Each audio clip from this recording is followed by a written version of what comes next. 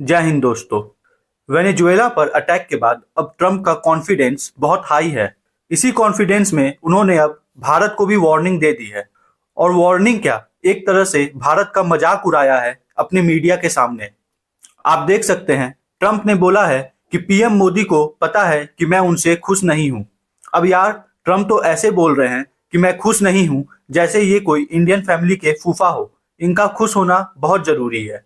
खैर, अगर सीरियसली बात करें ट्रम्प की इस लेटेस्ट वार्निंग के ऊपर, जो कि रशियन ऑयल को लेकर आई है, तो मुझे लगता है आने वाले टाइम में ट्रम्प भारत के ऊपर और टैरिफ लगा सकते हैं। ऑलरेडी दुनिया में सबसे ज्यादा टैरिफ अभी इंडिया पर लगे हैं और ये और बढ़ भी सकते हैं। इसके बाद ट्रम्प ने बोला कि पीएम मोदी मुझको खुश करने की कोशिश कर रहे हैं और इसी के रिगार्डिंग उन्होंने रसिया से ऑयल लेना काफी कम कर दिया है, क्योंकि वो इंडिया यूएस की ट्रेड डील को सिक्योर करना चाहते हैं। अब आप इस आदमी का घमंड देखिए। ये जो ट्रम्प के बगल में खड़ा है, ये है ग्राहम लिंडसे। जब ये मीडिया को बता रहे थे कि ट्रम्प अभी एक टैरिफ बिल लाने वाले हैं, तो उसी बीच में ट्रम्प ने इनको रोक के बोला कि मीडिया को इंडिया के बारे में बताओ।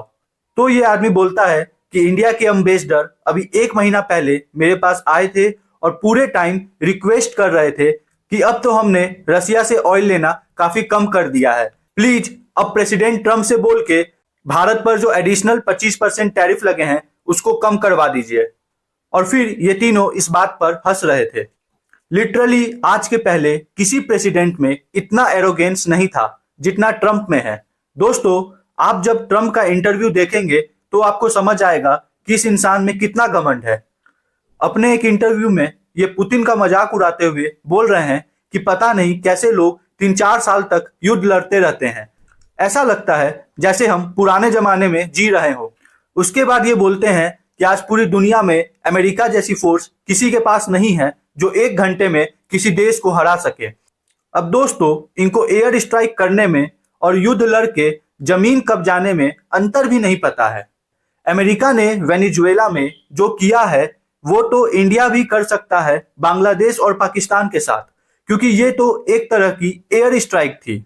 बट रूस के तरह अगर आपको किसी देश की 20% से ज्यादा धरती पर कब्जा करना है तो उसके लिए आपको लंबा युद्ध ही लड़ना होगा। वो कोई देश एक दिन में नहीं कर सकता। अब वेनेजुएला पर अटैक करने के बाद ट्रम्प का कॉन्फिडेंस इतना हाई है कि अब ट्रम्प ने हर उस देश को धमकाना शुरू कर दिया है जो अमेरिका के इंटरेस्ट के हिसाब से काम नहीं करता। ट्रम्प ने क्यूबा को धमकी दी कि क्यूबा बहुत जल्दी नीचे गिरने वाला है और क्यूबा ने भी इसके बदले में खुल के बोला कि वेनेजुएला के लोग हमारा साथ दे तो हम खून बहाने को तैयार हैं।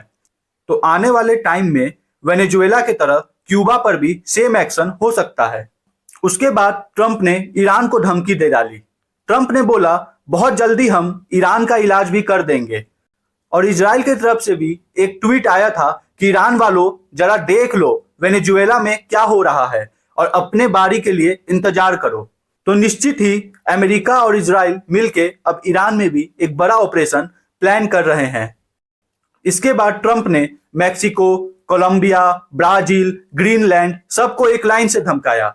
मतलब इनके बातों को सुन के लगता है कि ये अपने आप को अमेरिका नहीं पूरी दुनिया का प्रेसिडेंट मान के बैठे हैं। देखिए, अमेरिका तो पहले भी सुपर पावर था, लेकिन पहले किसी प्रेसिडेंट ने कभी इतना एरोगेंस नहीं दिखाया। और ट्रम्प भी इस तरह से हर देश को नहीं धमकाते अगर रसिया आज इतना कमजोर ना होता। यूक्रेन से युद्ध में फंसने की वजह से रसिया का डोमिनेंस काफी कम हो गया और रसिया अब पहले से काफी कमजोर स्थिति में है। यही कारण है कि आज यूएस हर उस देश की सरकार पलट दे रहा है जहां उसके इंटरेस्ट के हिसाब से डिसीजन नहीं लिए जाते। और आने वाले टाइम में यूएस भारत पर भी दबाव डालेगा और हो सके तो भारत पर प्रेशर बनाने के लिए ट्रम्प पाकिस्तान के साथ एक बड़ी डिफेंस डील भी कर ले। तो दोस्तों, आपको क्या लगता है, हमारी गवर्नमेंट को अभी अमेरिका की बात मान के रसिया से तेल खरीदना बंद कर देना चाहिए या कोई और कदम उठाना चाहिए? ये नीचे कमेंट में जरूर बताएं और हमारे चैनल को सब्सक्राइब जरूर करें। जय हिंद।